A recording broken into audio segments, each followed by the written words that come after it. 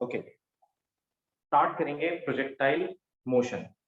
अच्छा, जैसे ही हमारा प्रोजेक्टाइल मोशन कंप्लीट हो जाएगा, तो प्रोजेक्टाइल मोशन कंप्लीट करने के बाद एक क्लास हम लोग देंगे सिर्फ और सिर्फ वेक्टर्स और प्रोजेक्टाइल मोशन के न्यूमेरिकल्स को। ठीक, तो आज हम कोशिश करेंगे कि हम प्रोजेक्टाइल मोशन को मैक्सिमम कर सकें और we have ample time with us कि उतने में ही खत्म हो भी जाएगा। तो let's start with projectile motion. और सबसे पहली बात कि सर प्रोजेक्टाइल छोटा मोशन, टॉपिक है। हाँ इतना ही है, मतलब सारी चीजें इंटर रिलेटेड है एक दूसरे के साथ, तो it will not take much of a time. ठीक है, हो सकता है आज की क्लास पूरी लग जाए, बट मुझे नहीं लगता कि नेक्स्ट क्लास तक ये चल पाएगा। ठीक है, तो नेक्स्ट टाइम पे फिर हम लोग न्यूमेरिकल्स की प्रैक्टिस करेंगे एक क्लास के अंदर पूरी। ठीक है, तो let's start with projectile motion. और प्रोजेक्टाइल मोशन में बेटा जो हमारा आज का पार्ट है, सबसे पहले हमें ये समझना है दैट व्हाट इज प्रोजेक्टाइल। अच्छा, how can you define a projectile और व्हाट इज प्रोजेक्टाइल? प्रोजेक्टाइल का मतलब होता है any object which is fired with certain initial velocity with respect to a point on the reference ground or a point parallel to the reference ground। अब इस बात का मतलब क्या हुआ? लेट्स से कि ये मेरा रेफरेंस ग्राउंड है, ठीक है, तो देयर इज अ फुटबॉल, एक यहाँ रखी हुई है। ठीक, आप इसको ग्राउंड से हिट करते हो, तो इस फुटबॉल को जब आपने हिट करा, the type of trajectory it gains is this. इसी ट्रेजेक्टरी पे मूव करती है ये। जब भी कभी आप एक फुटबॉल को हिट करोगे, तो generally the path which it follows और the trajectory which it follows is like this. Yes sir. Okay, अब ये तो लेवल ग्राउंड पे हमने एक सर्टेन एंगल पर कुछ वेलोसिटी के साथ इसको फायर करा। मान लिया कि लेवल ग्राउंड से ऊपर एक बिल्डिंग पे, लेट्स से कि इस हाइट से, यहां से आप एक बुलेट फायर करते हो, तो वो बुलेट कैसे जाएगी? That bullet will go like this. Initially it will move parallel to the principal axis, and after that it starts dipping down. So these are the two types of trajectories which two different objects follows, है ना? Yes sir. Okay, this type of trajectory is called, this type of projectile motion is called oblique projectile motion, and this type of projectile motion is called horizontal projectile motion। अब दोनों तरह के motions में फर्क क्या है? ध्यान से देखें, यहां पर जो इनिशियल मोशन है ऑब्जेक्ट का, that is parallel to the horizontal, और यहां पर initial motion is along an angle or is at an angle which is with respect to the horizontal। तो ये वाला प्रोजेक्टाइल मोशन, एक एंगल पर आप ऑब्जेक्ट को फायर कर रहे हो, कहां से? हॉरिजॉन्टल से या लेवल ग्राउंड से, और यहां पर आप लोग ऑब्जेक्ट को पैरेलल फायर कर रहे हो। जब भी कभी हम लोग इक्वेशंस ऑफ मोशन की बात करते हैं, तो इक्वेशंस ऑफ मोशन आपके पास तीन थी, आपने पढ़ी थी। v is equal to u plus at, s is equal to ut plus half at square, and v square minus u square is equal to 2as। लेकिन अगर इन्हीं इक्वेशंस ऑफ मोशन को हम लोग अंडर ग्रेविटी बात करें, तो in that case v is equals to u plus gt, h is equal to ut plus half gt square, and v square minus u square must be equal to 2gh। अब एक important बात याद रखना, sign conventions. Sign conventions हैं, whenever an object gains height, यानी एक object को आपने एक सर्टेन वेलोसिटी u के साथ फायर करा वर्टिकली अपवर्ड्स, तो acceleration due to gravity will be negative, और इसकी वैल्यू होती है minus of 9.8 metre per second square. लेकिन अगर हम लोग ये कहें कि एक ऑब्जेक्ट को हम वर्टिकली डाउनवर्ड्स ड्रॉप करें, यानी इसकी इनिशियल वेलोसिटी 0, तो उस केस में acceleration due to gravity will be positive and is equal to plus 9.8 metre per second square. But कई बार हम लोग इसको 10 भी कंसिडर कर लेते हैं just for the sake of calculations, और यहां पर भी आप इसको plus of 10 metre per second square calculate कर सकते हैं, मतलब ले सकते हैं। अब ये जो साइन कन्वेंशंस हैं, you only have to follow these two sign conventions, इसके अलावा और कोई साइन कन्वेंशन फॉलो करने की जरूरत नहीं है। बहुत सारी बुक्स में आप देखते होंगे कि सर जी की तो कोई उसने साइन कन्वेंशन ली नहीं, वो हाइट को नेगेटिव ले रहा है या वेलोसिटी को नेगेटिव ले रहा है। It hardly matters. आप क्या करें, डिफरेंट बुक्स के अंदर डिफरेंट साइन कन्वेंशंस हैं, आपको जो साइन कन्वेंशन बताई जा रही है ये simplest of the sign conventions हैं, आप इनको यूज करें और क्वेश्चन सॉल्व हो जाएंगे। ठीक है, आपको कोई भी प्रॉब्लम नहीं आएगी। इतना पार्ट क्लियर है बेटा सबको? हाँ बोलो सर। फिर इन जनरल जैसे कि कुछ बुक्स में लिखवा है कि डिस्टेंस नेगेटिव लेना चाहिए, तो डिस्टेंस नेगेटिव कैसे हो सकता है? वही तो, एज इन वो स्केलर है। तभी तो देखो ध्यान से, इसीलिए मैंने कहा कि हर बुक का साइन कन्वेंशंस लेने का, हर राइटर का अपना एक तरीका होता है। ठीक है, अब उस तरीके के अकॉर्डिंग अगर हम चलेंगे तो अब जैसे आपने क्वेश्चन उठा दिया, ऐसे ही बहुत सारे क्वेश्चंस रेज होते हैं। तो acceleration due to gravity means acceleration is always a vector quantity, तो वेक्टर की तो डायरेक्शन हो सकती है ना। तो when we are moving upwards, तो हम कह सकते हैं कि दैट जब हम ऊपर जा रहे हैं तो we are moving against the gravity. As we are moving against the gravity, we have taken the sign negative. तो बिल्कुल अपनी जगह पर करेक्ट बात है, क्योंकि हम लोग उसको अपोज करने की कोशिश कर रहे हैं। बट इस पर्टिकुलर केस में the body will move in the direction of acceleration due to gravity. तो ये ग्रेविटी की डायरेक्शन में जाएगा, रीइंफोर्स करेगा उसको। तो हमने कहा कि ये पॉजिटिव होगा। This is correct. ठीक है सर, आज सर मेरा फिजिक्स का एग्जाम था, उसके हाँ। अंदर सर एक दो क्वेश्चन ऐसे आए थे जिनके अंदर जी की वैल्यू 9.8 लेनी थी, लेकिन वो क्वेश्चन में मेंशन नहीं था। हाँ वो मैं बताऊंगा कहां पर। एक बात याद रखा करो, हमेशा हमेशा ही अगर आपको इक्वेशन में वैल्यूज 4.9, 9.8, 19.6, 39.2, यानी all these values are the multiples of 9.8, sir यही ऑप्शन थे, है ना। अगर ये दे रखे हो तो हमेशा बिना सोचे समझे जी की वैल्यू 9.8 ले लेना, अदरवाइज आप 10 से लेके आंसर निकाल सकते हो। ठीक है सर यही वाले ऑप्शन ही थे। हाँ बोलो बेटा। सर एक बार दोबारा बताना, कब नेगेटिव और कब पॉजिटिव? जब भी कभी बॉडी ऊपर जाएगी, यानी against the direction of acceleration due to gravity जाएगी, तो पॉजिटिव रहेगा और नेगेटिव रहेगा, और जब in the direction of acceleration due to gravity आएगी तो हमेशा पॉजिटिव रहेगा। ठीक है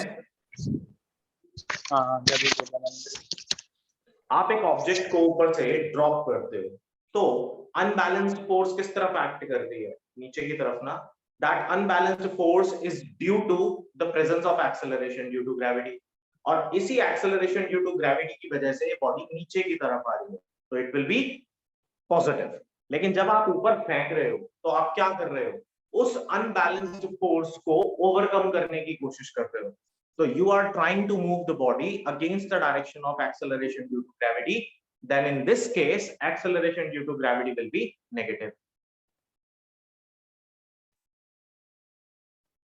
ठीक है? Yes sir. Yes sir. Yes sir. हाँ, तो इन बातों को ध्यान रखेंगे, और अगर ध्यान रखेंगे तो क्वेश्चन सॉल्व करने में कभी भी कोई प्रॉब्लम नहीं। चलो सबसे पहले हम डिस्कस करेंगे हॉरिजॉन्टल प्रोजेक्टाइल मोशन को इन डिटेल। ठीक है यस इसको रब कर दूं यहां से। सर ये साइड वाली साइन कन्वेंशन नोट करनी है, वैसे तो याद ही रहती हैं ये हाँ जी याद वाली। रहती है तो नॉट नेसेसरीली, वैसे भी मैंने आपको स्क्रीनशॉट ले लिया, वो तो मैं सेंड कर ही दूंगा।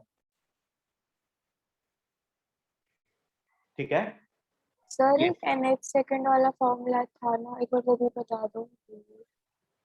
यहाँ पर अभी nth सेकंड वाला फॉर्मूला अप्लाई नहीं होगा, बट यस सर, हाँ सिर्फ याद नहीं आ रहा। n is equals to u plus a by 2 into 2n minus 1. Thank you sir.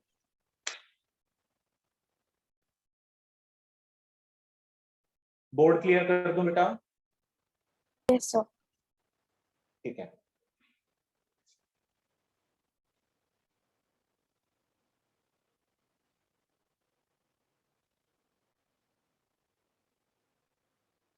ठीक है, सबसे पहले बात करेंगे हॉरिजॉन्टल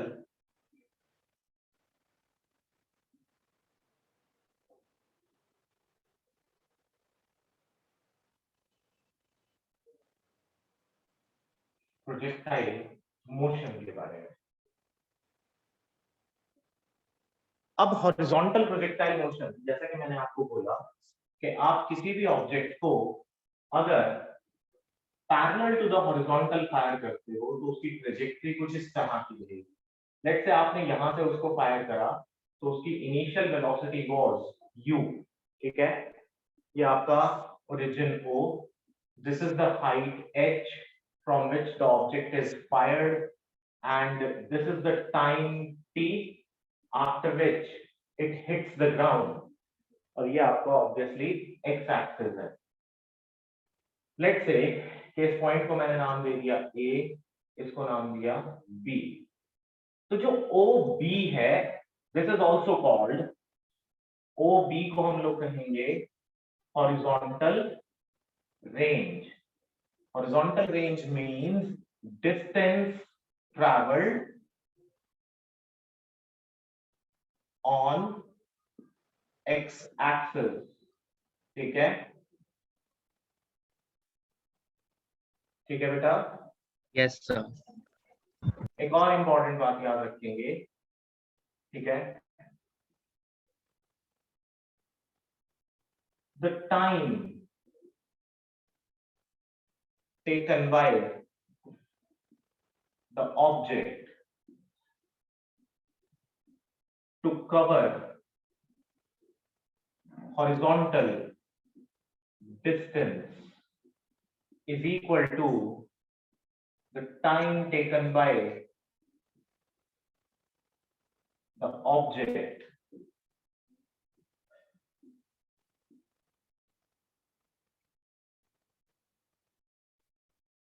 to travel through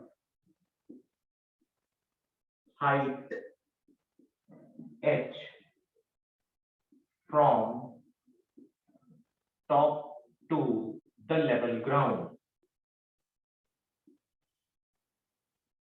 यानी जितनी देर में ऑब्जेक्ट यहां से चल के यहां पहुंचा उतनी ही देर में उसने ये वाली हाइट भी लूज करी, यानी कि वो अपनी मैक्सिमम हाइट से कहां पहुंच गया, लेवल ग्राउंड पे पहुंच गया।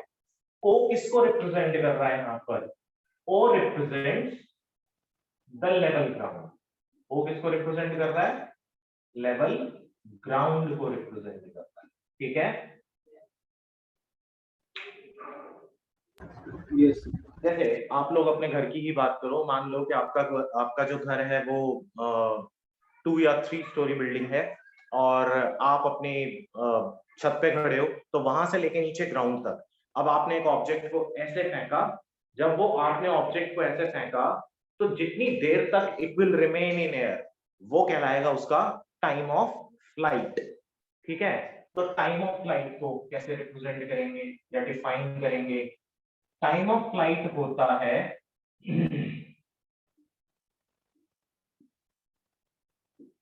the time for which object remains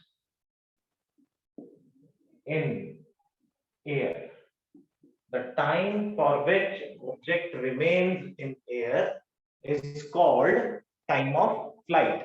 अब जितनी देर में वो यहां से B तक पहुंचा तो उतना ही टाइम उसने O से B तक पहुंचने में लगाया और उतना ही टाइम उसने A से O तक पहुंचने में लगाया। So this time is called time of flight. और इस पाथ को हम क्या कहते हैं, पाथ को बोला जाता है ट्रेजेक्ट्री, ट्रेजेक्ट्री तो आप क्या लिख सकते हो, the path followed by the projectile is called its trajectory। अब एक काम करते हैं, इसका कुछ मैथमेटिकल एनालिसिस कर देते हैं, और जो मैथमेटिकल एनालिसिस हमें करना है वो क्या है, हमें ये तीनों चीजें कैलकुलेट करनी है। मैं ट्रेजेक्ट्री भी कैलकुलेट करना चाहता हूं, उसकी इक्वेशन देखना चाहता हूं, टाइम ऑफ फ्लाइट भी मैं कैलकुलेट करना चाहता हूं, और बेटा हॉरिजॉन्टल रेंज भी हम कैलकुलेट करना चाहते हैं। So let's start with the time of flight. चलो अच्छा एक बात बताओ, h is equals to ut plus half gt square, हमारे पास रिलेशन होता है h is equal to ut plus half gt square, होती है ना second equation of motion. Yes sir. Under gravity है, इसलिए हमने यहाँ पर इसको g की टर्म्स में लिखा। तो एक काम करते हैं, ये वाली इक्वेशन हम अप्लाई करते हैं on X axis as well as on Y axis. चलो तो सबसे पहले ऑन वाई एक्सिस, तो वाई एक्सिस पे देखें ध्यान से, जो मैं बोल रहा हूं इस बात को बहुत ध्यान से समझने की जरूरत होगी। आपने वेलोसिटी इस पॉइंट पर प्रोवाइड की थी, तो वो कौन से एक्सिस के अलोंग की थी, parallel to X axis. It means the velocity is provided along the X axis. Y axis पर कितनी वेलोसिटी प्रोवाइड की आपने, 0। तो आपका on y-axis this formula becomes y is equals to uyt plus half of a by t square। now look at here, uy तो 0 है, और ay यानी acceleration along y-axis will be equal to g यानी plus g। तो आपके पास y will be equal to half gt square। अब आप y को क्या लिख सकते हो, h लिख सकते हो भाई, y एक्सिस के अलावा आपने डिस्टेंस कितना ट्रैवल करा, h करा ना, तो यहाँ h लिख दिया। तो आपके पास टाइम आ गया, t is equals to 2h upon g under the root। this is called the time of flight। अब आप कहोगे कि क्यों टाइम ऑफ फ्लाइट, तो देखो the time taken by the object to cover horizontal distance, यहां से लेके यहां तक का, is equal to the time taken by the object to travel through the height h from top to the level ground, from top to the level ground। तो ये distance same रहे और टाइम सेम रहेगा, तो this t is called time of flight। ठीक है, yes sir. सबको clear है बेटा ये वाली बात? यस यस सर तो मुझे एक डाउट है हाँ बोलो। Sir, projectile from a height उसकी टाइम की वैल्यू तो 0 होती है। कहां से बेटा? सर ये मैंने पढ़ा था। अच्छा कहां से 0 होती है बताएं। आप एक उसकी सिचुएशन, टाइम की आप वो सिचुएशन बताएं जिसमें आपको लगता है कि 0 होगा, मैं एक्सप्लेन करता हूं, बताओ।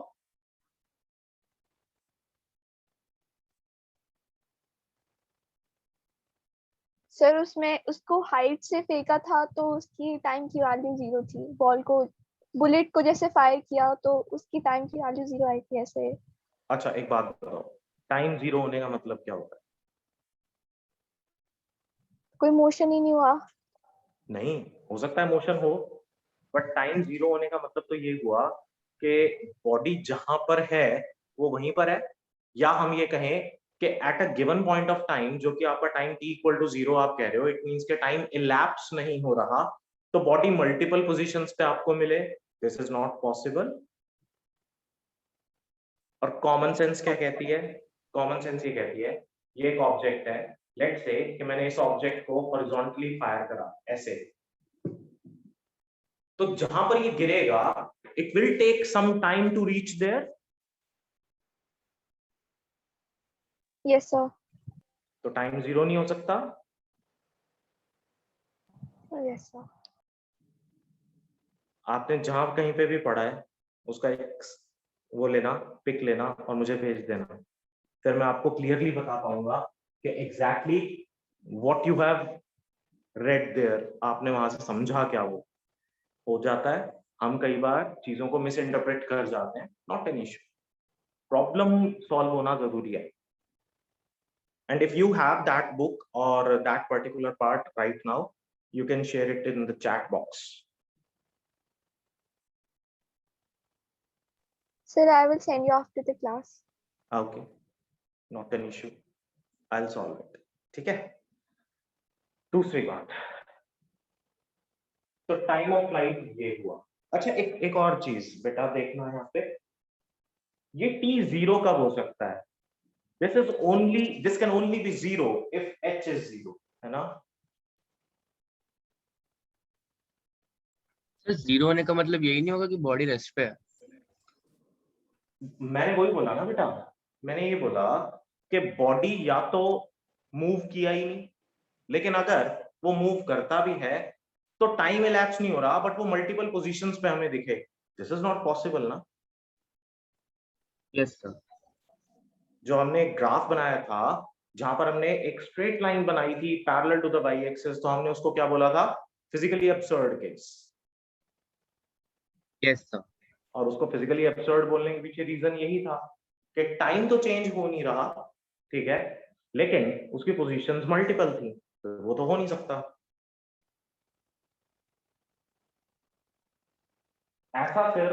ऐसा सिर्फ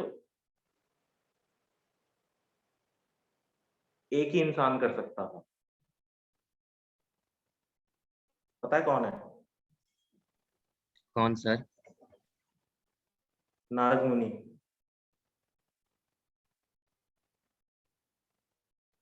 माइथोलॉजिकल सीरियल्स देखे होंगे ना, नारद मुनि तो जानते हो ना? हाँ जी सर, जानते हैं, मैसेंजर थे गॉड्स के। हाँ, तो उनके पास एक ताकत थी कि वो मन की शक्ति से चल सकते थे। और आपके लिए जान के बड़ी आपको हैरानगी होगी कि जो ह्यूमन रेस है, हम लोग भी, इवन बहुत सारे साइंटिस्ट, दे आर ट्राइंग कि भाई हम मन की गति से चल सकें। तो फिर वो जो स्पीड ऑफ लाइट का बैरियर है, we are trying to cross it, ठीक है। तो सर फिर तो सारे स्पीड के बैरियर टूट जाएंगे। हाँ, अभी आपने सुना होगा कि एलॉन मस्क ने एक कंपनी स्टैब्लिश की है जो कि आपको फिर बाद में अपना जो फोन है, आपका फोन एक चिप के साथ कनेक्ट हो जाएगा, और वो जो चिप है वो आपके ब्रेन में एक जगह पर इम्प्लांट किया जाएगा। तो जो आप सोचोगे वो आप अपने फोन में देख पाओगे, जो आप सोचोगे। यस सर, सुना उसके बारे में। तो न्यूरो समथिंग करके एक कंपनी का नाम भी उसने न्यूरो कुछ करके रखा है। तो यानी इंसान कोशिश कर रहा है कि वो मन की गति से चलने की कोशिश। तो कहने का मतलब टाइम 0 तभी हो सकता है जब h 0 हो, और h के 0 होने के कोई चांसेस नहीं है। और अगर h 0 हो जाएगा तो फिर horizontal projectile motion from a certain height, उसका कोई फिजिकल सिग्निफिकेंस नहीं रह जाता। तो time of flight is under the root 2h by g, ठीक है। So the next point is, मैं इस इक्वेशन को अपनी इक्वेशन नंबर 1 भी मान लेता हूं। लेट्स से इसको 1 और इसको 2। अब मैं आपसे कहता हूं कि let us consider motion along x axis. तो अगर मैं motion along x axis consider करूं तो बेटा वो क्या होगा? x is equals to uxt plus half of ax t square। अब एक बात बताओ, आपने बॉडी को एक कांस्टेंट वेलोसिटी के साथ फायर करा था, इनिशियल वेलोसिटी के साथ, तो यहां से लेके यहां तक it was moving in a straight line, तो एक्सेलरेशन कितना हुआ? 0। ax is equal to 0, तो x will be equal to uxt। हो गया? हुआ? Yes sir. तो यहां से अगर मैं t की वैल्यू निकालूं तो this will B x upon ux. Sir ये मोशन अलोंग एक्स एक्सिस है ना? हाँ, this is motion along x axis only. बेटा जब हम एक प्लेन पे मूव कर रहे होते हैं, ठीक है, तो हमारा एक मोशन, जब हमने रेजोल्यूशन ऑफ वेक्टर करा था वहां पर ये समझा था कि जब हम प्लेन पे मूव करते हैं तो there is one component of the motion which is along x axis and one component of the motion which is along y axis always. ठीक है? Yes sir. तो दिस इज द टाइम जो कि था हमारा मोशन अलोंग y एक्सिस से हमने निकाला था, और ये टाइम क्या है, मोशन अलोंग x एक्सिस से हमने निकाला है. अब यहां से इक्वेशन ऑफ ट्रेजेक्टरी बना सकते हैं. तो इक्वेशन ऑफ ट्रेजेक्टरी कैसे बनेगी? इक्वेशन ऑफ ट्रेजेक्टरी देखें. इक्वेशन ऑफ ट्रेजेक्टरी बनाने के लिए मुझे पता है y is equals to u by t plus half of a by t square. This is the general equation, equation number 1. तो हम क्या कर रहे हैं, using 1 and 3. तो y को हमने लिखा u by t plus half of a by t square. u y हमें पता है 0 है, a y हमें पता है g है. तो बेटा y is equal to half of g t square. तो अब टाइम दोनों के बराबर थे. अगर टाइम अलोंग y एक्सिस और time along x axis equal है, जो कि हमने इनिशियली स्टार्टिंग में ही ये बात समझ ली थी, ये कॉन्सेप्ट समझ लिया था, तो यहां पर मैं पुट कर सकता हूं इक्वेशन नंबर 3. Putting equation 3. तो y is equals to half g x square upon ux square. अब ध्यान से देखो बहुत क्लोजली, ये जो पर्टिकुलर पार्ट है half g upon ux square, this is a constant. Half constant होता है. एक्सेलरेशन ड्यू टू ग्रेविटी भी कांस्टेंट है, 10 लेंगे या 9.8 लेंगे आप. ux, the velocity with which the object is fired already cannot be changed. बाद में आप उसको चेंज नहीं कर सकते हो ना, कि लेट्स से आपने 39.2 मीटर पर सेकंड से फायर करा, फिर आप कहोगे अरे नहीं यार गलती हो गई, इसकी वेलोसिटी बढ़ानी है हमें, तो क्या बढ़ा सकते हैं? नहीं बढ़ा सकते. Once it is fired means it is fired. तो u आपका क्या हुआ, कांस्टेंट हुआ. तो आपका इक्वेशन बन गया y is equals to kx square. अब ये इक्वेशन क्या है, y equal to kx square is quadratic in x. तो हम इस इक्वेशन को क्या कह सकते हैं, इक्वेशन ऑफ पैराबोला कह सकते हैं.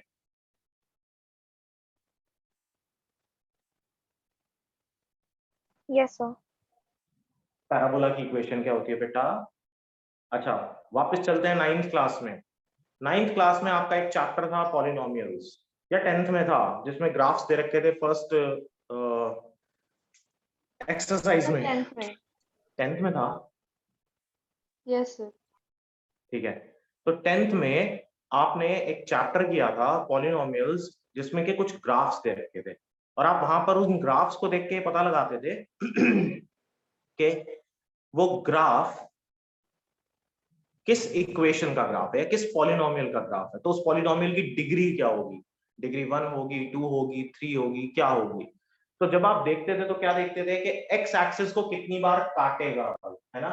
अगर मैं इस पैराबोला को कंप्लीट करूं तो ये ऐसे आएगा, है ना. Yes yes sir. सर. लेकिन एक्स एक्सिस पर अगर कंप्लीट करने की कोशिश करें तो ये ऐसे आएगा यहाँ पर, और इधर आगे फिर से एक्स को काटेगा. Yes sir. Yes sir. क्योंकि x की डिग्री 2 है तो ये पैराबोला इसी साइड पर कंप्लीट होगा, ये इस साइड पर कंप्लीट होगा, तो y एक्सिस को 2 बार काट जाएगा, तो ये इक्वेशन गलत हो जाएगी. तो यहाँ पर x एक्सिस को 2 बार इंटरसेक्ट करेगा, इसका मतलब ये इक्वेशन कैसी है, पैराबोला है. तो ये ट्रेजेक्टरी कैसा हुई, पैराबोलिक हुई. ठीक है. और इसकी इक्वेशन क्या होगी, इक्वेशन ऑफ ट्रेजेक्टरी, जो कि अभी हमने निकाली, वो है y is equal to k square. ठीक है,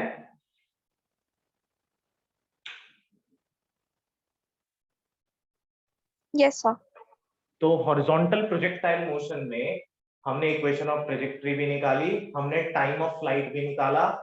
अब बच क्या गया? सिर्फ हॉरिजॉन्टल रेंज। तो हॉरिजॉन्टल रेंज कैसे निकालें? देखो जरा, बड़ा आसान है। हॉरिजॉन्टल रेंज ओबी, ये रहा हॉरिजॉन्टल रेंज। तो ओबी क्या है? डिस्टेंस। तो distance is equal to speed into time, यानी velocity along x axis into time. Time कितना था हमारा? Time of flight 2h/g। तो आपका इक्वेशन हो जाएगा u into 2h/g under root, जिसको कि आप क्या लिख सकते हो? 2u²h/g। This is your horizontal range. ठीक है,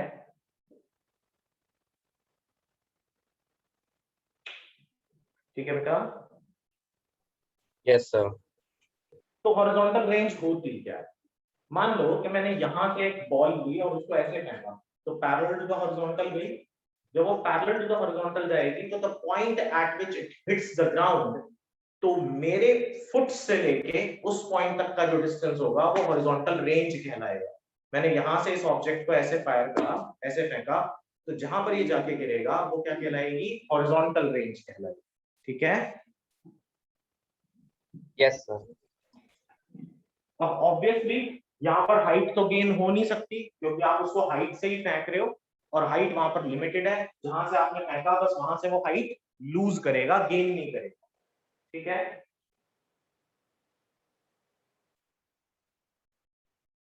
यस सर। तो ये तीनों कॉन्सेप्ट क्लियर है? Horizontal range, time of flight और equation of trajectory. Yes sir.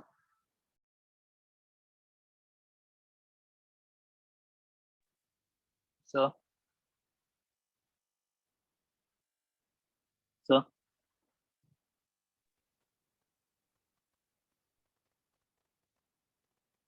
बेटा इन दोनों टॉपिक्स में, तीनों टॉपिक्स में किसी को कोई डाउट है? सर हाँ समीर बोलो बेटा। सर हॉरिजॉन्टल रेंज में u इंटू रूट 2h/g का यूज कैसे हुआ? u इंटू रूट 2h/g का यूज कैसे होगा? तो u स्क्वायर कैसे हो गया वो? अच्छा, ओके, ये रूट है बेटा। आप इस u को जब अंदर लेके जाओगे तो वो u स्क्वायर नहीं हो जाएगा?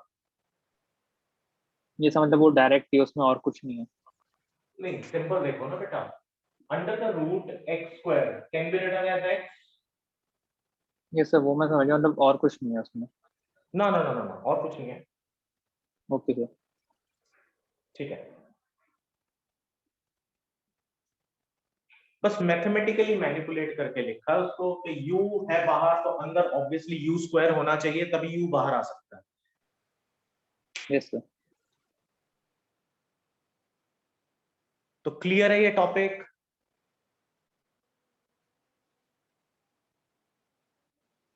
विज्ञ क्लियर है? Yes sir. Nikita?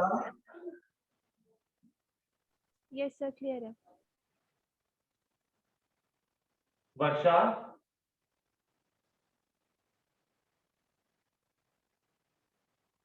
Yes sir. आपने लेट ज्वाइन किया था, समझ आ गया बेटा? जी सर, थोड़ा बहुत समझ में आ रहा है अभी। अच्छा, चलो कोई नहीं, नेक्स्ट टॉपिक बिल्कुल अलग है, तो वो उससे ये वाला कॉन्सेप्ट भी क्लियर हो जाएगा। Okay sir. Yashika? Yes sir, clear. Lavanya clear है? Yes sir. Sana? Yes sir. Vansh? Yes sir, clear है। ठीक है, अनुभव समझ आ रहा है?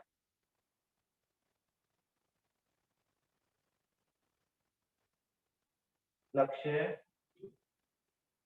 Yes, sir. ठीक है, बोर्ड क्लियर कर दूं? Yes. Yes, sir. ठीक, now the next is oblique projectile motion. अब ऑब्लिक प्रोजेक्टाइल मोशन के लिए भी हमें यही सारी चीजें अलग अलग कैलकुलेट करनी है। तो देखो,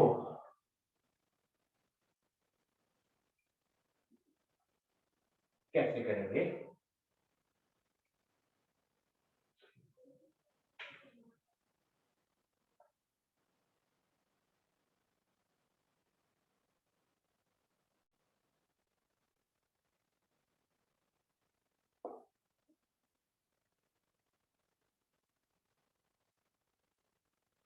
ऑब्लिक प्रोजेक्टाइल मोशन, मान लिया कि मेरे पास ये एक हॉरिजॉन्टल लेवल ग्राउंड था और ये origin, this is my X axis and this is Y axis, और यहां से हमने एक ऑब्जेक्ट को फायर करा और वो ऑब्जेक्ट इस पॉइंट पर आके कहीं हिट करता है लेवल ग्राउंड को।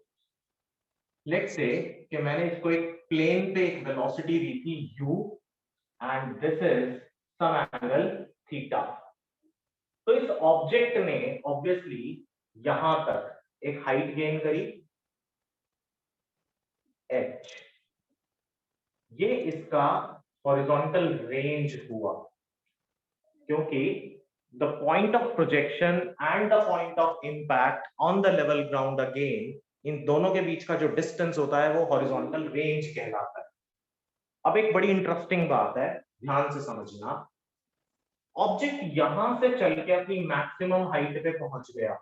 ऑब्वियसली मैक्सिमम हाइट पे पहुंचने के बाद now it again starts dipping down. The time taken by the object from the level ground to reach the maximum height will be equal to the time taken by the object from maximum height to reach the level ground again. इस particular time को, let's say इस point को मैं अगर a बोलूं, तो time OA will be equal to time OB। Time OA को बोला जाता है टाइम ऑफ असेंट और इसको बोलते हैं टाइम ऑफ डिसेंट। तो यानी जितना टाइम ऑब्जेक्ट नीचे से ऊपर जाने में लगाएगा उतना ही टाइम वो ऊपर से नीचे आने में भी लगाएगा। ठीक है बेटा? Yes sir. तो time of ascent is always equal to time of descent. ये एक मेन कॉन्सेप्ट है।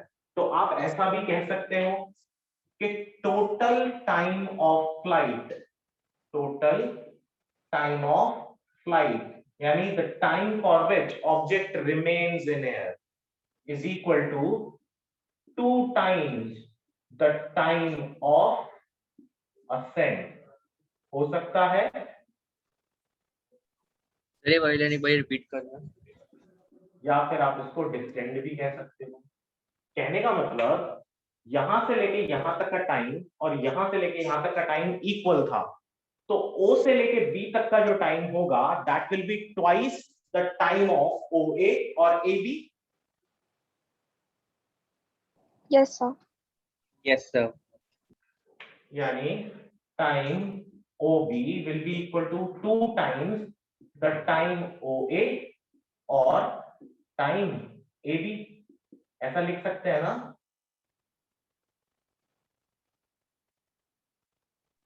Yes sir. ठीक है, चलो स्टार्ट करते हैं। सबसे पहले इक्वेशन ऑफ ट्रेजेक्टरी से, ठीक है? तो इक्वेशन ऑफ ट्रेजेक्टरी कैसे बनाएंगे? अब ऑब्वियसली यहां पर भी आपको दिख रहा है कि एक्स एक्सिस को 2 बार काट रहा है, तो ये इक्वेशन ऑफ ट्रेजेक्टरी फिर से कैसी बनेगी? पैराबोलिक पाथ बनाएगी, है ना? तो देखें कैसे बनाएगा। स्टार्ट करें। सबसे पहले हम लें मोशन अलोंग y एक्सिस। तो y is equals to u by t plus half of a by t square। अब जब हमने रेजोल्यूशन ऑफ वेक्टर्स किया था तो एक बात समझी थी कि जब भी कभी प्लेन में बॉडी का मोशन होगा तो it will have two vectors, one along x axis and one along y axis। Now you are firing object on the plane with velocity, initial velocity u। तो इस इनिशियल वेलोसिटी u के दो components होंगे, एक होगा ux which can be written as u cos theta और दूसरा होगा uy which can be written as u sin theta। होगा ना? Yes sir. क्योंकि हम मोशन अलोंग y एक्सिस ही कंसीडर कर रहे हैं सिर्फ, तो uy की वैल्यू हो जाएगी बेटा u sin थीटा और ay की वैल्यू हो जाएगी g। तो y will be equal to u sin theta into t plus, अब प्लस आएगा कि माइनस, चलो प्लस ही लिखते हैं, हाफ। आप नीचे से ऊपर जा रहे हो ना, तो acceleration due to gravity will be minus g। Minus तो minus of g t square. तो इक्वेशन बन गई y is equals to u sin theta into t minus of half gt square। Let this be your first equation। अब बात करते हैं motion along x axis के बारे में। तो x is equal to uxt plus half of ax t square। Again ux is equal to u cos theta, ax तो 0 है। आपने बॉडी को जो वेलोसिटी देख रहे हो आप, वो इनिशियल वेलोसिटी आपने प्लेन पे डाली, तो प्लेन पे एक्स एक्सिस पे उसकी velocity remains u cos theta, उसमें कोई भी चेंज नहीं आएगा। u sin थीटा में चेंज आ सकता था क्योंकि एक्सेलरेशन ड्यू टू ग्रेविटी से अपोजिट डायरेक्शन में आप ले जाने की कोशिश कर रहे हो उसको, लेकिन इसके ऊपर कोई फर्क नहीं पड़ेगा क्योंकि इसका लेवल सेम रहेगा, तो acceleration due to gravity will remain same. तो एक्सेलरेशन यहाँ कितनी हो गई? 0। So no acceleration is provided along x axis. तो आपका x will be equal to u cos theta into t बन गया। This is your second equation, ठीक है?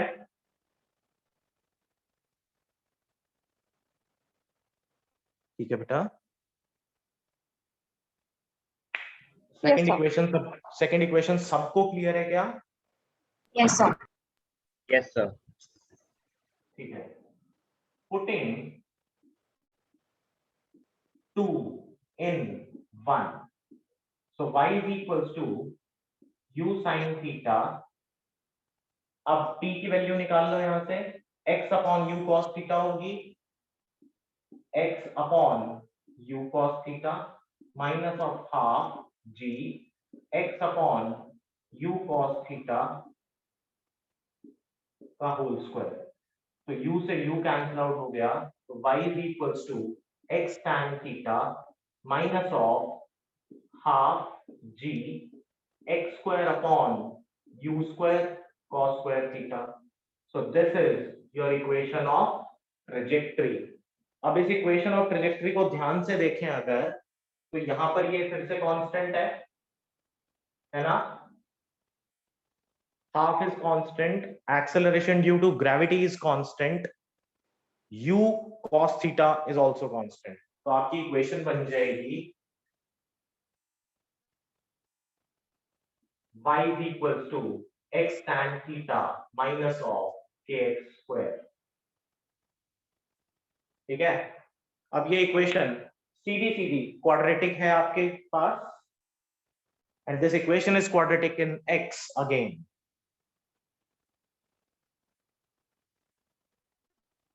ठीक है? Yes So the trajectory which it follows is parabolic।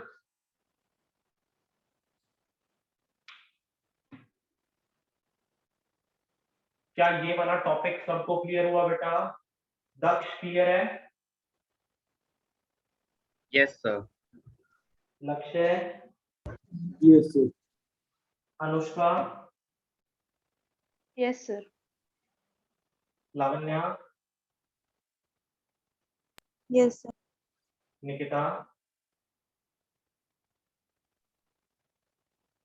Yes, sir. Sameer, Yes, sir. Sana, Yes, sir. Varsha, Yes, sir. Clear है बेटा? जी sir. विज्ञत, yes sir, आ गया समझ। Yashika, Yes, sir. अनुभव,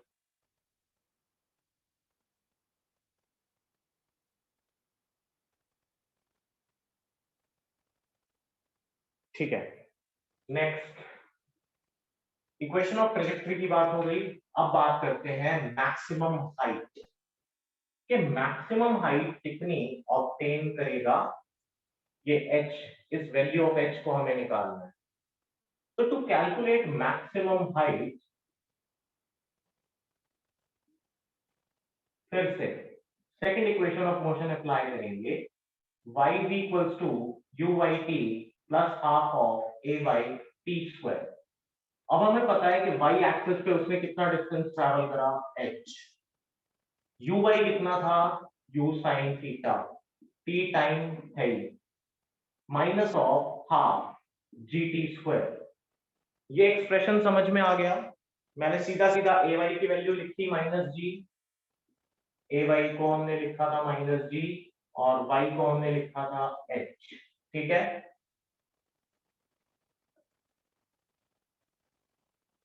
ठीक है बेटा? Yes, sir. Yes sir. अब यहाँ पर अगर मेरे पास यहां से लेके यहां तक का टाइम पता लग जाए तो मैक्सिमम हाइट की इक्वेशन मिल जाएगी।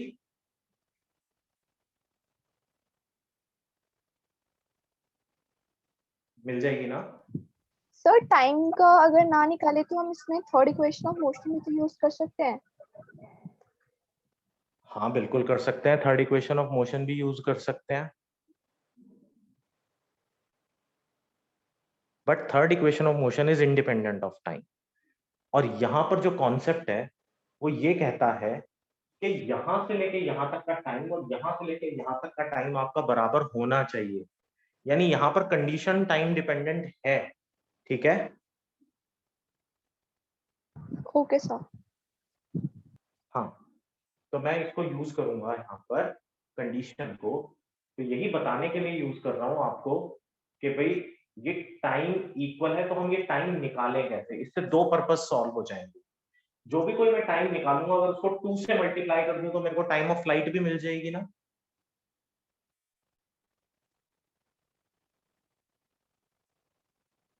है ना? Yes sir.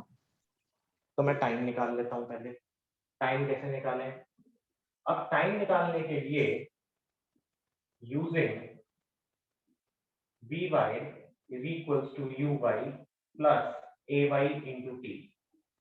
अब ध्यान से देखो, vy तो 0 हो गया, final velocity at maximum height 0 हो जाती है। uy आपका u sin थीटा था, ay आपका माइनस ऑफ g और t को आप क्या कह रहे हो, toa कह रहे हो ना? है ना बेटा? Yes sir. तो आपका जो t होगा वो होगा minus of u sin theta equal to minus of gt। ये कैलकुलेट कर लिया हमने, t is equals to u sin theta upon g।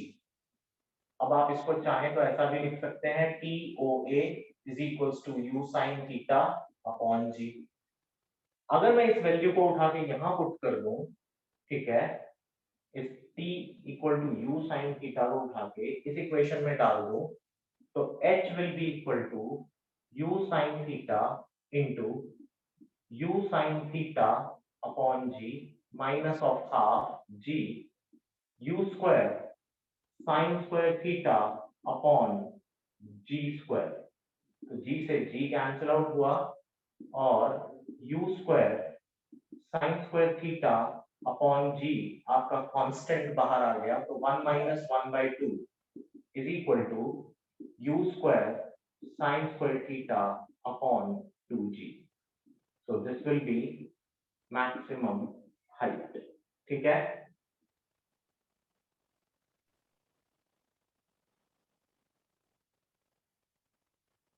ठीक है बेटा? सर हाँ बोलो बेटा। सर हमारे सर एक क्वेश्चन आया था एग्जाम में कि मतलब जो what will be the angle when an object is at its uppermost point. What will be the angle? What will be Angle the what? What will be the angle what? angle of a body which reaches when it reaches at the uppermost point, when it's thrown अब देखो, height को अगर आपको maximum करना तो उस case में theta 90 होना ही चाहिए, ठीक है? सर 90 और अगर ऑब्वियसली थीटा 90 करोगे तभी एच मैक्सिमम आएगा। यानी आप ऑब्जेक्ट को 90 degree with the horizontal fire करो तो वो मैक्सिमम हाइट गेन करेगा, लेकिन अगर आप उसको 45 डिग्री पे फायर करते हो तो वो मैक्सिमम हॉरिजॉन्टल रेंज गेन करता है, ठीक है? ठीक है, तो ये मैक्सिमम हाइट का सर कॉन्सेप्ट 90 सबको क्लियर? मैक्सिमम वर्टिकल है? हाँ जी, वर्टिकल। Okay sir. भाई आप देखो ना बेटा, आप इस वाले एक्सिस के एक्स के परपेंडिकुलर आप ऑब्जेक्ट को फायर करोगे तो वो मैक्सिमम हाइट गेन करेगा, या फिर आप वाई के पैरेलल फायर करो तब वो गेन करेगा, है ना? Yes sir. क्योंकि डिफरेंट हाइट ऑब्जेक्ट गेन करता है during its projectile motion for different angles of projection. Now theta is nothing but the angle of projection. अब आप खुद ही सोचो, अगर ये एंगल 30 डिग्री होगा तो हाइट कितनी हो जाएगी? 1/4, ठीक है? एच का मैक्सिमम हाइट जो भी कोई वो गेन करता उसका 1/4, और अगर आप 60 करोगे तो फिर 3/4 हो जाएगा, और अगर आप 90 करोगे तो एच एच के बराबर आ जाएगा, ठीक है? Okay sir.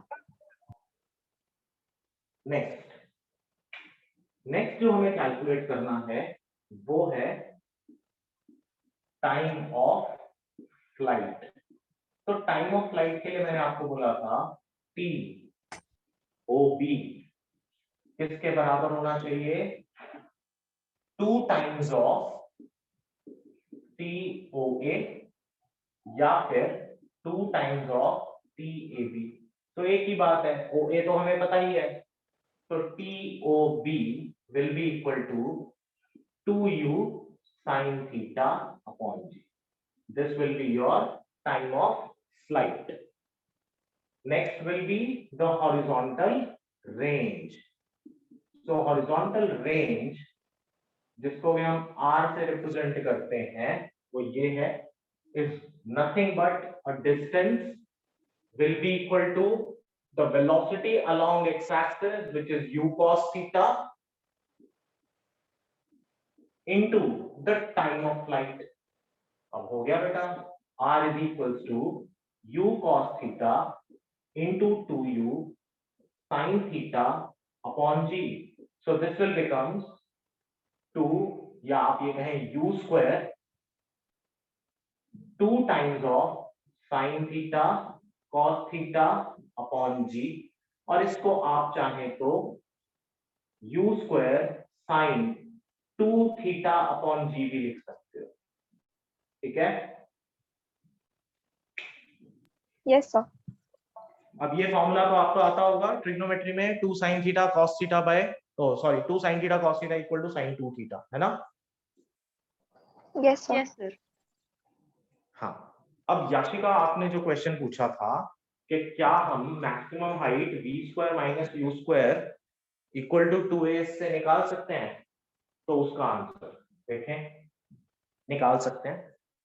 आप एक काम करें, निकाल के देखें, v square minus u square equal to 2gh हो जाएगा। तो v स्क्वायर फाइनल वेलोसिटी क्या हो गई मैक्सिमम हाइट पे? 0 हो गई, 0। तो उसको मैं हटा ही देता हूं, तो this will be minus of u square sin square theta g की वैल्यू नेगेटिव होगी क्योंकि नीचे से ऊपर जा रहे हैं, साइन कन्वेंशन लेंगे तो माइनस माइनस कैंसिल आउट हो गया, you square sine square theta upon 2g h आ गया। 3 स्टेप्स में निकल जाएगा, बट हमें यहाँ पर टाइम ऑफ फ्लाइट निकालना था, तो इसीलिए मैंने कॉन्सेप्ट यहाँ पर ये वाला अप्लाई किया, ठीक है। बट आप एग्जाम में अगर निकालना चाहें, तो this formula can be obtained like this. There is no harm calculating maximum height with this method.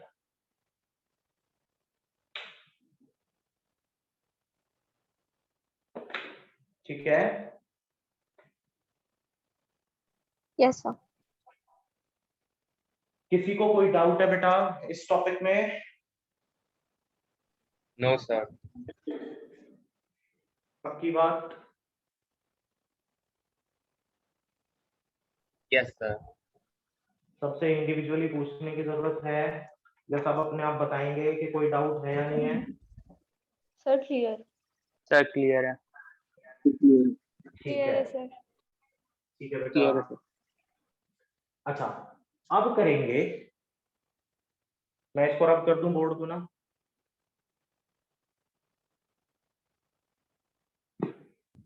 Yes sir. ठीक है, अब देखो प्रोजेक्टाइल मोशन का जो कन्वेंशनल पार्ट है, जो पार्ट आपके स्कूल में आपसे पूछा जा सकता है, ठीक है, that much part is over. तो प्रोजेक्टाइल मोशन कायदे से यहाँ खत्म हो जाता है, बट आपके साथ इसके कुछ स्पेशल केसेस डिस्कस करेंगे, ठीक है, और वो स्पेशल केसेस मैं बताता चलूंगा कि ये क्या क्या हैं। तो वो स्पेशल केसेस आपके काम आ जाएंगे बाद में, जब आप अपने न्यूमेरिकल सॉल्व करोगे, एमसीक्यू सॉल्व करोगे, कॉम्पिटिटिव एग्जाम्स के लिए क्वेश्चंस को सॉल्व करोगे, तो वो काम आ जाएंगे। तो let's start with the first topic. इसको मैं रब कर रहा हूं और इन रिजल्ट्स को एक जगह पर लिख लेंगे।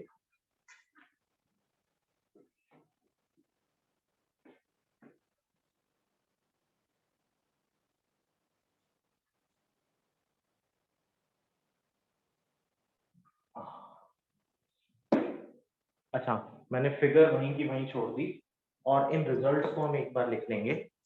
तो maximum height u square sine square theta upon 2g, horizontal range u square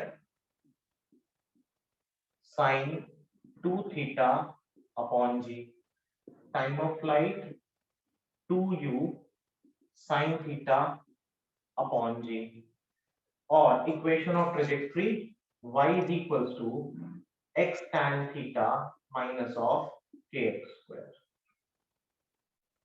जहां पर k की वैल्यू होगी half g upon u square cos square theta. ठीक है, ये 4 रिलेशंस हमने डिराइव किए थे अपने हॉरिजॉन्टल प्रोजेक्टाइल मोशन के लिए। अब सबसे पहला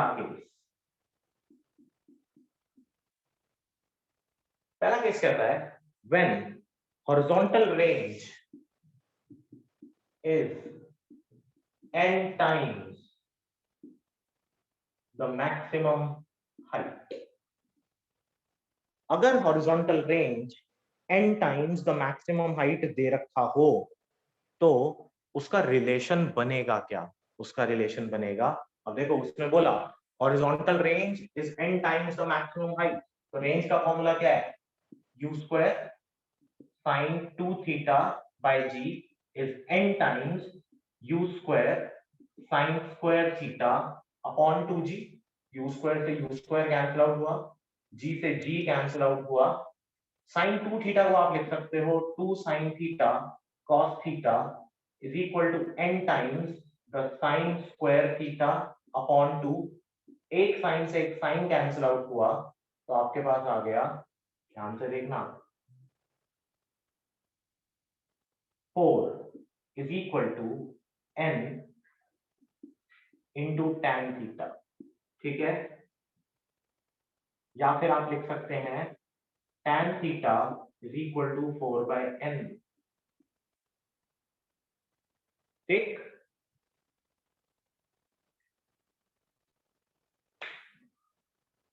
ठीक है।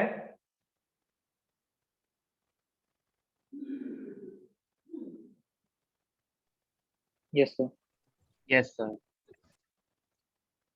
ये पार्ट सबको क्लियर है। ये पहला स्पेशल केस कि अगर आपको किसी भी क्वेश्चन में कुछ निकालने को बोला जाए तो वो जनरली क्या निकालने को बोलेगा? वो ये कहेगा let's say the horizontal range is this much times the maximum height, what will be the angle of projection. ज्यादा कुछ नहीं सोचना, सीधा ये फॉर्मूला लगाओ, tan theta equal to 4 by n, answer आ जाएगा। ठीक है, Yes. Sir, N stands for? Number बोला ना, when r is n times the maximum height, वो ऐसा बोल सकता है r is twice the maximum height, r is 1/4 the maximum height, r is 4 times the maximum height, ऐसा बोल सकता है ना, Okay, sir. तो एंगल आ जाएगा। नेक्स्ट,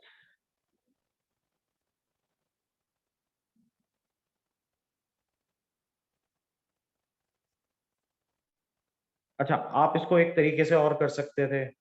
ठीक है, what is the relation between the maximum horizontal range and the maximum height? उस पर्टिकुलर केस में क्या होगा? अब अगर मैं ये कहूं maximum horizontal range and maximum height, relation between maximum horizontal range and maximum height. अच्छा, हम वैसे भी height obtained by the projectile को मैक्सिमम हाइट ही कहते हैं, बट जब हमने बोला मैक्सिमम हॉरिजॉन्टल रेंज तो हमें हॉरिजॉन्टल रेंज को मैक्सिमाइज करना पड़ेगा। तो बेटा हॉरिजॉन्टल रेंज का फॉर्मूला क्या है? r is equals to u square sin 2 theta by g। तो r is equal to r max only and only when theta is equals to 45 degrees। तो r max will be equal to u square by g। हो गया?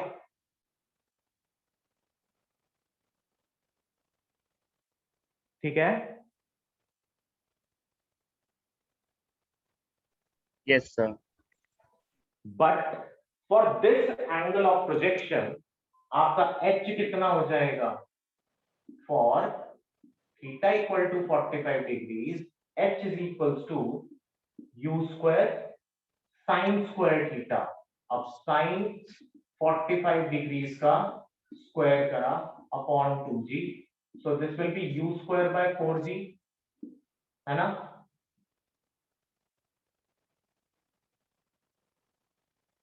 है ना बेटा? Sign 45 की value क्या होती है? 1/√2। 1/√2 का आप स्क्वायर करोगे तो 1/4 हो जाएगा, ओ 1/2 हो जाएगा, Yes, sir. और 1/2 को 2 से मल्टीप्लाई यहाँ पर आप नीचे कर ही रहे हो, 2 को 2 से तो ये 4 हो गया। Okay, sir. सर तो फिर ये रेंज है, मतलब मैक्सिमम रेंज है। ये आपकी मैक्सिमम रेंज है। Yes, sir. ये आपकी उस पर्टिकुलर एंगल ऑफ प्रोजेक्शन के लिए height gained by the object है। Okay. अब इन दोनों के बीच में रिलेशन क्या हो सकता है? ये हो सकता है कि h is equals to r max by 4, यानी मैक्सिमम हॉरिजॉन्टल रेंज जो होगी वो 4 टाइम्स द हाइट होगी एट 45 डिग्री। ठीक है, Yes, sir. सर मुझे यानी डाउट अगर, है। हाँ बोलो। सर आपने बोला कि मैक्सिमम रेंज फाइंड करनी है, तो आपने थीटा 45 क्यों लिया? आपने तो शो ही नहीं किया था कि वर्टिकल है या हॉरिजॉन्टल है। तो हॉरिजॉन्टल रेंज तो हमेशा ही हॉरिजॉन्टल रहेगी, वो कभी वर्टिकल हो सकती है? नहीं। आप इस फिगर को ध्यान से देखो, हॉरिजॉन्टल रेंज तो ये रहेगी ना, Yes, sir. क्या ये हॉरिजॉन्टल रेंज हो सकता है? नहीं हो सकता, ये तो हाइट ऑब्टेन्ड ही रहेगा। तो हॉरिजॉन्टल रेंज का फॉर्मूला क्या था? u square sin 2 theta by g, है ना? Yes, sir. तो जो वैल्यू है r की वो थीटा पे डिपेंड करेगी। तो Yes, आपका sir. ये जो sin 2 थीटा है, दिस फैक्टर, ये फैक्टर मैक्सिमम का होगा। चलो, मैं अगर 2 यहाँ 90 ले लूं तो व्हाट इट बिकम्स? 180. 180. sin 180 कितना होता है? 0. 0। देखो ध्यान से, अगर मैंने थीटा 90 ले लिया होता तो आप वेलोसिटी कहां दे रहे थे? फिर आप ऑब्जेक्ट को ऐसे फायर ना करके फिर कैसे फायर कर रहे थे? ऐसे कर रहे थे ना? Yes, sir. तो आपने जब हॉरिजॉन्टल के साथ एंगल 90 बनाया तो ये ऑब्जेक्ट इसी पाथ पे वापस आएगा और यहीं गिर जाएगा। Yes, sir. तो इसका पॉइंट ऑफ प्रोजेक्शन ही इसका पॉइंट ऑफ इंपैक्ट हुआ। तो इसने हॉरिजॉन्टल रेंज कितनी ट्रेवल करी?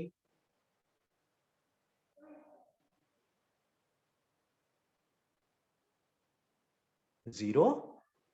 0. तो हमें मैक्सिमम निकालना था, मैक्सिमम हॉरिजॉन्टल रेंज और मैक्सिमम हाइट के बीच का रिलेशन।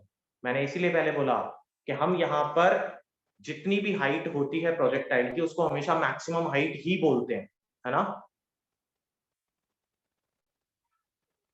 Okay, sir. तो हमने यहाँ पर मैक्सिमम हॉरिजॉन्टल रेंज निकाला, तो ये थीटा 45 पे ही साइन की वैल्यू 90 बनेगी ना बेटा। सिंपल सी बात है, साइन 2 थीटा या साइन की वैल्यू, साइन रेशो की वैल्यू मैक्सिमम 1 होती है। 1 से ज्यादा तो नहीं होती ना साइन की वैल्यू? No, sir. हाँ, तो अब इस 1 को मैं क्या लिख सकता हूँ? साइन 90 लिख सकता हूँ। तो 2 थीटा इज इक्वल टू 90। तो बेटा थीटा 45 आएगा, तभी आपको साइन मैक्सिमम मिलेगा। और साइन अगर मैक्सिमम होगा तो हॉरिजॉन्टल रेंज भी मैक्सिमम होगी।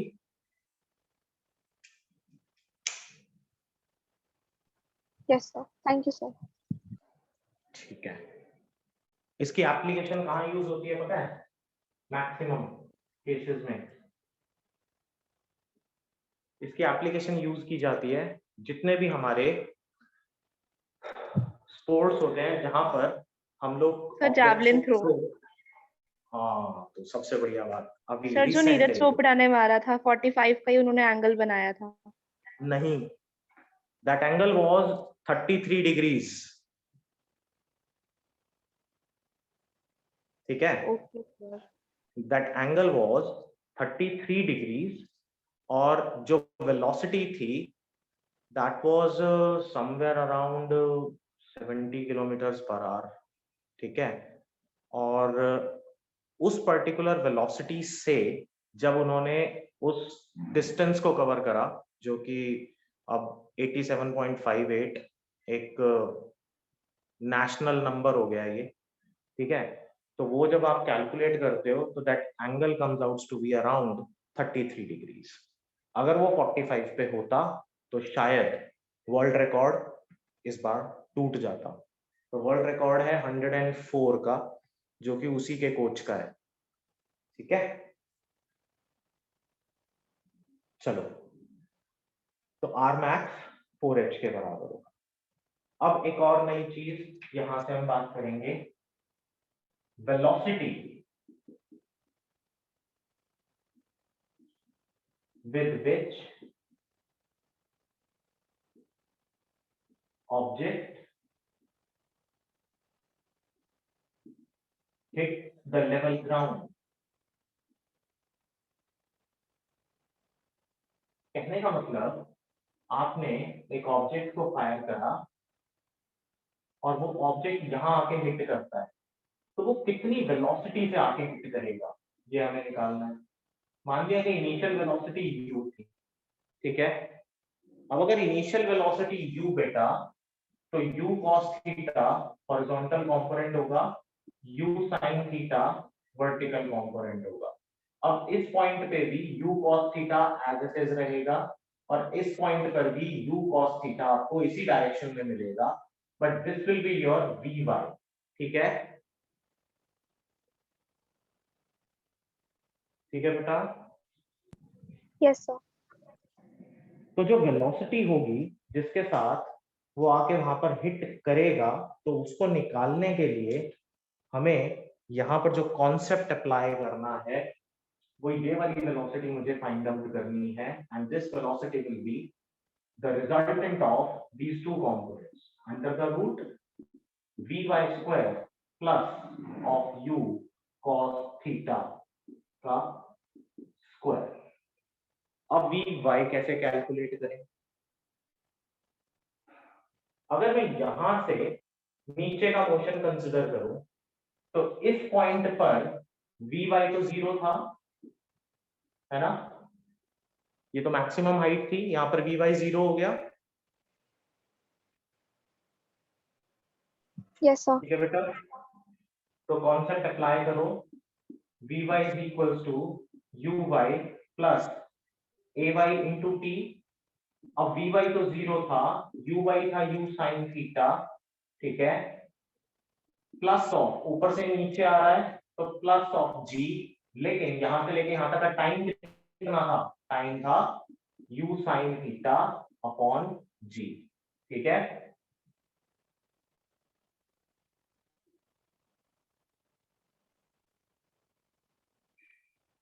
ठीक है बेटा।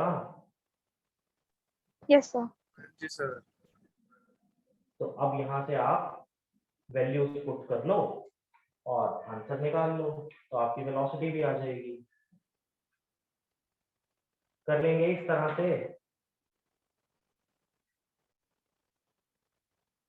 Yes sir. ठीक है, अगर एंगल निकालना होता कि कितने एंगल पे वो हिट कर रहा है, तो एंगल निकाल लेते हैं। लेट्स से कि this is the angle beta और मुझे ये एंगल बीटा फाइंड आउट करना है, तो क्या ये एंगल बीटा फाइंड आउट हो सकता है?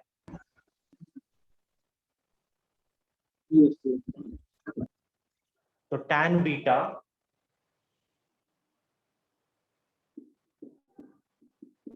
angle with which it hits the ground,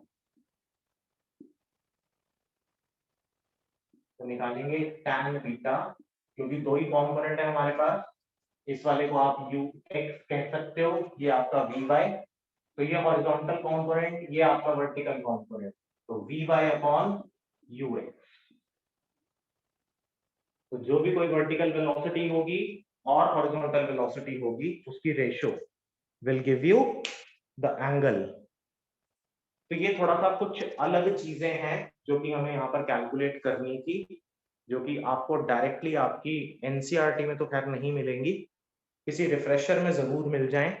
ठीक है, इससे अलग एक और चीज होती है जो कि आपके कोर्स में कहीं पर भी है नहीं, बट मैं अभी उसको करा के थोड़ा सा कंफ्यूजन नहीं क्रिएट करना चाहता। आप इसी की प्रैक्टिस करें पहले, इसी के जितने ज्यादा क्वेश्चंस हो सकें वो सॉल्व करें, ठीक है, और फिर उसके बाद अपनी प्रॉब्लम्स पूछें। तो नेक्स्ट क्लास में बेटा हम लोग, अच्छा यहाँ से आपका हॉरिजॉन्टल प्रोजेक्टाइल मोशन और ऑब्लिक प्रोजेक्टाइल मोशन कंप्लीट हो जाता है।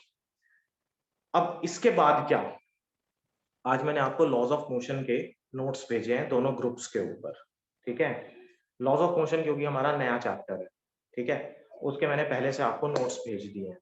दूसरी बात, इस चैप्टर के नोट्स आप ये डेरिवेशंस ही अगर अच्छे से लिख लेंगे तो these notes are more than enough, sufficient notes हैं, जरूरत है नहीं, ठीक है।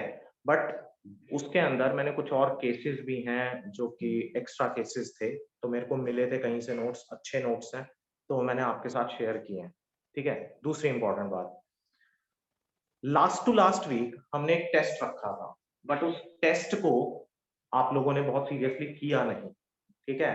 नाउ आई थिंक कि अब जैसे प्रोजेक्टाइल मोशन कंप्लीट हो गया है, so this is the right time to conduct test now. अब यहां से जो आपके टेस्ट हैं वो वीकली टेस्ट हुआ करेंगे, हर वीक एक टेस्ट होगा, ठीक है। तो अब आप मुझे वो डे डिसाइड करके बता दें, अभी सब लोग अवेलेबल हैं, अभी एक कंसेंसस बना लेते हैं कि कौन सा डे बेस्ट सूटेड रहेगा फॉर योर टेस्ट। एक 1 आवर का टेस्ट, अभी तो ऑब्वियसली एमसीक्यू बेस्ड ही रहेगा, तो वो आप कब देने के लिए तैयार हैं, या फिर मैं ही टाइम डिसाइड करके अपने आप से टेस्ट पोस्ट कर दूं? बट देना सबको, it is compulsory for all. वो चैप्टर में आपको पहले बता दिया करूंगा, पहले डे तो डिसाइड। बोलें सर मंडे। देखो 12th का टेस्ट होता है सैटरडे को, वो लोग सैटरडे को देते हैं 1 o'clock। सैटरडे को वो लोग 1 o'clock इसलिए देते हैं कि दे फील कि भाई we are comfortable with it. 1 o'clock कोई इशू नहीं है। उनकी जो आकाश वगैरह की जो क्लासेस होती हैं वो शाम को 3 बजे से होती हैं, ठीक है, या फिटजी वगैरह की क्लासेस होती हैं, किसी की वीएमसी की होती हैं, तो वो भी 3 बजे से होती हैं, तो they feel comfortable with 1 o'clock। अब आप बताएं आप किस टाइम पर कंफर्टेबल फील करेंगे? सर मंडे या फिर फ्राइडे। फ्राइडे इज तो ओके सैटरडे फ्राइडे। सभी लोग फ्राइडे को अग्री करते हैं? सो सैटरडे या संडे में से कोई। सैटरडे या संडे में से? तो सैटरडे छुट्टी होती है ना? Yes sir Saturday. तो सैटरडे को क्या टाइम बताओ? सर सुबह ही रखना, फिर शाम को आ जाता है वो कभी कभी 2 बजे से हाँ नहीं, शाम को नहीं रखूंगा, सुबह ही रखूंगा। उनका 1 बजे होता है। 12 बजे के आसपास। सो 12 o'clock is okay with all of you? Yes sir. Yes चलो ठीक है, तो सैटरडेज को 12 बजे आपका टेस्ट हम लोग फाइनल कर देते हैं, ठीक है। अब ऑब्वियसली कल तो नहीं होगा, बट नेक्स्ट वीक होगा। तो नेक्स्ट वीक के लिए आपका जो पहला टेस्ट है उसके लिए प्रिपेयर रहें, और जो टॉपिक होंगे वो होंगे मोशन इन 1D सबसे पहले। Okay sir. ठीक है, तो मोशन इन 1D सब लोग तैयार करके रखेंगे as soon as you submit your test, ठीक है। उसके बाद मैं आपके साथ उसके सॉल्यूशंस शेयर किया करूंगा, और आपको उसी टाइम पर ये भी बताना होगा how many correct answers you have given, ठीक है। तो रिजल्ट हाथ की हाथ हो जाया करेगा, ठीक है, और वो पोस्ट हो जाएगा ग्रुप पे ही पोस्ट करेंगे उसको हम, और कहीं पोस्ट नहीं करेंगे। कोई फर्क नहीं पड़ता, किसी के कम आए किसी के ज्यादा आए, तो किसी के कभी कम आते हैं कभी किसी के ज्यादा आते हैं। ये कोई यूपीएससी की लिस्ट नहीं लगेगी कि सर मेरे मार्क्स सबके सामने आ जाएंगे, मुझे अच्छा नहीं लगेगा। कोई बात नहीं, अच्छा नहीं लगता तो पढ़ो, ठीक है। दूसरी बात, टेस्ट को सीरियसली देना है, सबने कंपल्सरीली देना है, ठीक है। ऐसा नहीं होगा कि आज मैं नहीं दे रहा और मैं कल दूंगा, या ये वो एक आध बार अगर मान लो कोई बहुत ही कोई ऐसी बात है कि आप नहीं दे सकते हैं, तो उसको समझा जा सकता है, ठीक है। वो प्रॉब्लम सबके साथ हो सकती हैं, लेकिन जबरदस्ती की प्रॉब्लम मत खड़ी करना कि आज ये सर ऐसा हो गया आज वैसा हो गया, ठीक है। तो मतलब डोंट बी कंप्लेसेंट, और फिर उन पर्टिकुलर क्वेश्चंस के सॉल्यूशंस भी हम लोग डिस्कस करेंगे, तो उसके लिए भी एक टाइम निकालेंगे। But for the next class आपको ये जो पर्टिकुलर पार्ट है ये अच्छे से पढ़ के रखना है, अच्छे से, ठीक है। और फिर उसके बाद बेटा हम लोग करेंगे अपना इसके न्यूमेरिकल्स अगली क्लास के अंदर, और फिर उसके बाद हमारा लॉज ऑफ मोशन स्टार्ट कर देंगे, ठीक है। Yes sir.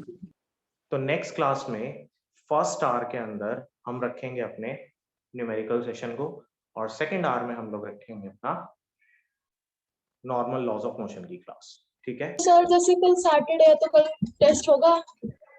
नहीं अभी कल नहीं होगा बेटा, मैंने बोला नेक्स्ट वीक से रखेंगे, कल नहीं रखेंगे। तो आई थिंक कि भाई कल के लिए it is too early to prepare for a test, और अगर आप देना चाहते हैं, इफ यू अग्री, तो यूनिट्स एंड डायमेंशंस देना चाहते हैं तो कल दे दो, मुझे कोई आपत्ति नहीं है। नेक्स्ट सैटरडे नेक्स्ट वीक ठीक है। नेक्स्ट वीक चलो नेक्स्ट वीक ठीक है। तो आज वाली क्लास से किसी के कोई डाउट्स हैं? सर टेस्ट का होने को फिर से बता दो। नेक्स्ट सैटरडे बेटा। ओके ठीक है। Yes sir. तो किसी को आज वाली क्लास से कोई डाउट है?